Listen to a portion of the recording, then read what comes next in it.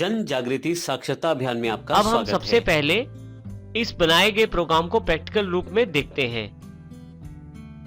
जब भी हम कंपाइलर सॉफ्टवेयर को अपने कंप्यूटर में इंस्टॉल कर लेते हैं तो हमारे पास डेस्कटॉप पे उसका आइकॉन अवेलेबल हो जाता है। देखिए मेरे पास यहाँ C++ का एक शॉर्टकट अवेलेबल हो गया है जिसको मैं डबल क्लिक करके कंपाइलर सॉफ्टवेयर को ओपन कर सकता हूं। इसके लिए मैं इसे डबल क्लिक करता हूं। सबसे पहले जैसे ही आप डबल क्लिक करते हैं आपके पास देखिए कंपाइलर सॉफ्टवेयर अवेलेबल हो गया है जो कि मेरा C++ का कंपाइलर सॉफ्टवेयर है। हमें अपने प्रोग्राम्स को रन करने के लिए इस सॉफ्टवेयर की आवश्यकता है जिससे कि ये कंपाइलर सॉफ्टवेयर हमारे प्रोग्राम्स के एरर भी बताएगा और एरर्स को ठीक करने के पश्चात उनको फाइनल कोड में भी कन्वर्ट करेगा। देखिए इस सॉफ्टवेयर की यदि हम बात करें तो हमारे पास सबसे ऊपर की तरफ मेन्यू बार अवेलेबल है, जैसे फाइल, एडिट, सर्च, इस तरह से रन, कंपाइल, डीबग, काफी सारे मेन्यूज उपलब्ध हैं। बीच वाला सेक्शन फर्दरली दो पार्ट्स में डिवाइडेड हो जाएगा जिसमें एक पार्ट सोर्स कोड के लिए और दूसरा मैसेजेस के लिए होगा। नीचे की तरफ हमारे पास एक स्टेटस बार अवेलेबल है जो अलग अलग कमांड्स की जानकारी हमें देती रहती है और अलग अलग जानकारियां भी हमें स्टेटस बार से मिलती हैं। सबसे पहले सोर्स कोड लिखने के लिए या प्रोग्राम बनाने के लिए फाइल पे हम क्लिक करेंगे और यहां से न्यू पे क्लिक करेंगे। जैसे ही आप न्यू पे क्लिक करेंगे आप देखेंगे यहाँ पे आपके पास स्क्रीन दो पार्ट्स में डिवाइड हो गई है, ब्लू स्क्रीन और यहाँ नीचे ग्रे स्क्रीन। जो ब्लू स्क्रीन ऊपर है ये आपकी वो स्क्रीन है जहां हम सोर्स कोड लिखेंगे, अर्थात सोर्स कोड टाइप करेंगे, अपने प्रोग्राम की कोडिंग करेंगे। नीचे की तरफ यहाँ पे ग्रे स्क्रीन पे हमारे पास मैसेजेस अवेलेबल हो जाएंगे इस प्रोग्राम से रिलेटेड और सबसे नीचे देखें स्टेटस बार पे अब शॉर्टकट्स अवेलेबल हो गए हैं। यदि आप ब्लू स्क्रीन की तरफ देखें तो यहाँ पे कॉर्नर पे जो पॉइंट है ये क्लोज करने के लिए है प्रोग्राम को। मैं यहाँ से क्लोज कर सकता हूँ प्रोग्राम को, फाइल पे जाकर फिर से न्यू करके नया प्रोग्राम फिर से खोल सकता हूँ। इसी के साथ आप यदि यहाँ देखें तो प्रोग्राम का जो नाम है वो noname01.cpp है, अर्थात C++ का वो प्रोग्राम जिसको हमने सेव नहीं किया है। जब हम फाइल को सेव कर देंगे तो noname01 हट जाएगा और हमारी फाइल का नाम यहाँ पे अवेलेबल हो जाएगा। इसी के साथ यहाँ कॉर्नर की तरफ एरो का निशान है जो मैक्सिमाइज मिनिमाइज बटन को बताता है। आप क्लिक करें यदि यहाँ पे तो आपकी जो स्क्रीन है, कोडिंग स्क्रीन है, वो बड़ी हो जाएगी, फिर से क्लिक करने पे वापस छोटी हो जाएगी। हमारे लिए कोडिंग की जगह यहाँ बीच में है। सबसे पहले हम कोडिंग करते हैं अपने पहले प्रोग्राम की। इसके लिए सबसे पहले हम हेडर फाइल इंक्लूड करेंगे iostream.h। इसके लिए हैश सिंबल प्रेस करेंगे, इंक्लूड।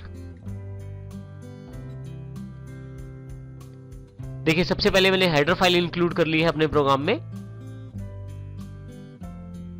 उसके पश्चात वर्ड मेन अर्थात मेन ब्लॉक तैयार करता हूं।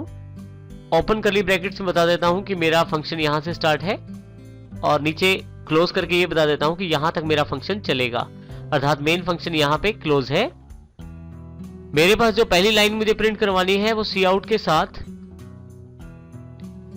हेलो फ्रेंड्स के रूप में प्रिंट करवानी है। मैं टाइप कर देता हूं इस लाइन को। यदि यहां ध्यान दे तो सी आउट के पश्चात मैंने डबल कोट्स का प्रयोग किया है। ये देखें डबल कोट्स में उस मैसेज को मैंने लिखा है जो मैसेज मैं अपनी स्क्रीन पे चाहता हूं। सबसे लास्ट में सेमी कॉलम को लगाना मत भूले आप।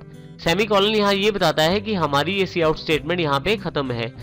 हर स्टेटमेंट के साथ हम सेमी कॉलम प्रयोग करेंगे। अब हम इस प्रोग्राम को चलाकर देखते हैं। प्रोग्राम चलाने या रन करने के लिए आपके पास यहाँ नीचे की तरफ शॉर्टकट दिया गया है Alt F9 कंपाइल करने के लिए, F9 मेक करने के लिए।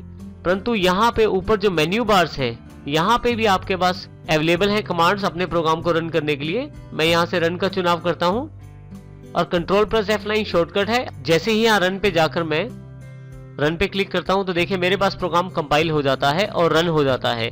परंतु मुझे यहाँ पे आउटपुट नहीं अवेलेबल हुआ। आउटपुट देखने के लिए मुझे एक शॉर्टकट की का और प्रयोग करना पड़ेगा, वो है Alt प्लस F5।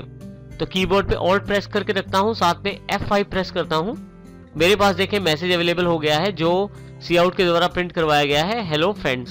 फिर से एंटर करके वापस आ जाता हूँ। यदि मैं दोबारा इस प्रोग्राम को रन करूँ कंट्रोल F9 से तो आप देखेंगे कि दोबारा हमारे पास आउटपुट स्क्रीन तो अवेलेबल नहीं हुई है। Alt 5 से हम स्क्रीन देखते हैं तो देखिए दो बार आउटपुट अवेलेबल हो गई है, एक पहली पुरानी आउटपुट और दूसरी नई आउटपुट। इस प्रकार कंट्रोल F9 को यहाँ मैं 3 से 4 बार और कर देता हूँ रन और फिर Alt 5 देखता हूँ तो देखिए जितनी बार मैंने कंट्रोल F9 को यूज किया पुरानी आउटपुट के साथ नई आउटपुट जुड़ती जा रही है। परंतु यदि हम चाहें तो पुरानी आउटपुट साफ कर सकते हैं। इसके लिए हम एक और हेडर फाइल्स का इस्तेमाल करते हैं जो हमारे पास conio.h के रूप में अवेलेबल है, और उसके दो फंक्शंस का प्रयोग करेंगे जो हमारे लिए ये कार्य करेंगे।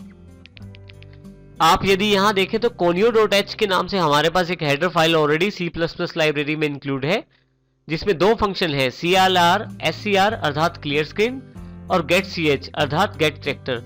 क्लियर स्क्रीन का मुख्य कार्य रहता है स्क्रीन को साफ करना।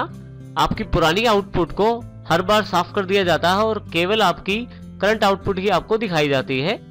और इसी के साथ getch का वैसे तो मुख्य कार्य कैरेक्टर को प्राप्त करना होता है यूजर से, परंतु यहाँ पे हम स्क्रीन को कुछ देर के लिए रोकने के लिए इसका इस्तेमाल करते हैं। तो जैसे ही आप की प्रेस करते हैं तो getch को कैरेक्टर मिलने के पश्चात आपकी जो स्क्रीन है वापस प्रोग्राम में आ जाती है। अब पहले हम इन दोनों को शामिल करके देखते हैं कि इनका क्या प्रभाव पड़ता है हमारे प्रोग्राम पे।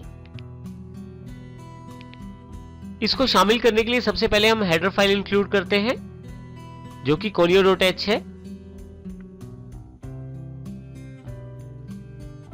हमारे पास दो फंक्शन हमें मिले हैं यहां से conio.h से। क्लियर स्क्रीन, जिसको सबसे पहली लाइन हम बना देते हैं वर्ड मेन में ताकि हमारी स्क्रीन यहां से सबसे पहले साफ हो।